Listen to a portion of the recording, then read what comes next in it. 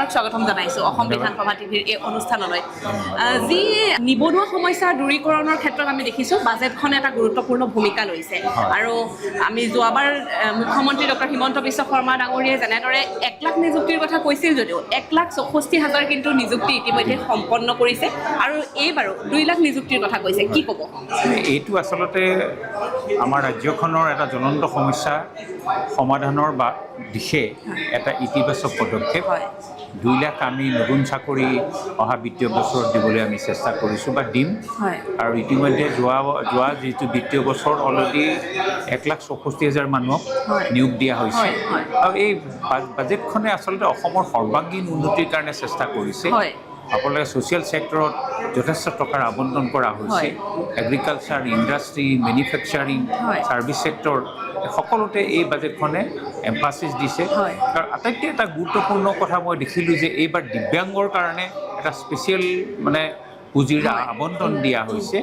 আৰু মহিলাৰ এম্পাৱাৰমেণ্টৰ কাৰণে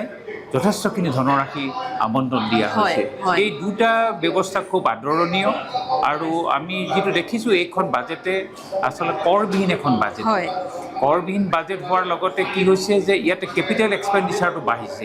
কেপিটেল এক্সপেণ্ডিচাৰ বঢ়া মানে এইটোৱে বুজাম যে এছেট ক্ৰিয়েশ্যন হ'ব অহা বছৰটো এছেট ক্ৰিয়েশ্যন হ'ব আৰু এইটো এনেকুৱা নহয় যে যিমানটো আবণ্টন আছে সিমানটোৱে বাঢ়িব এই যিটো আমাৰ আবণ্টন আছে এছেট ক্ৰিয়েশ্যন হ'ব আৰু সি মাল্টিপ্লাই হ'ব যিটো আমি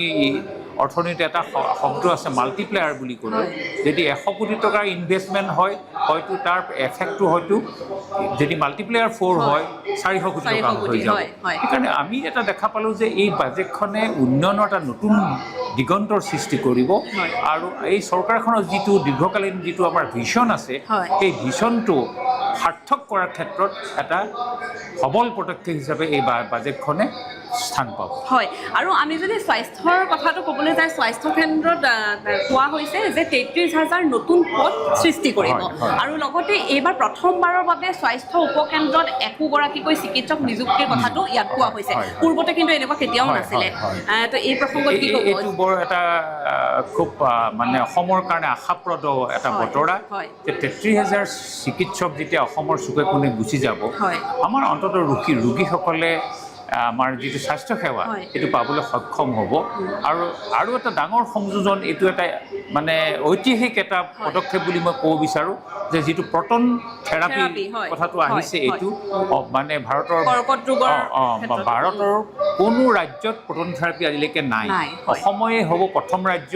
যি প্ৰটন থেৰাপি কেঞ্চাৰ পেচেণ্টৰ কাৰণে ইণ্ট্ৰডিউচ কৰিছে সেইকাৰণে স্বাস্থ্য খণ্ডৰ যিখিনি আমাৰ